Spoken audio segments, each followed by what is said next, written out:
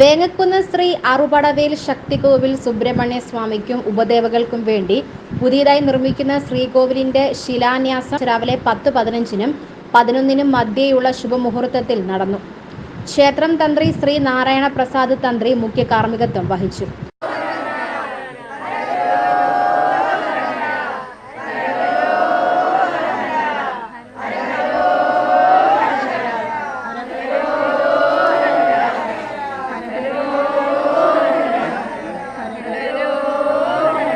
High range union president Babu Idayadikkuzhi, union secretary advocate P Jeeraj, യോഗം director board അംഗങ്ങളായ Shaji Shas, doctor P Aniyan, SNDP യോഗം 52-ാം നമ്പർ ശാഖാ സെക്രട്ടറി ലാലു ഷാസ് തുടങ്ങിയ വിശിഷ്ട അതിഥികളായി പങ്കെടുത്തു.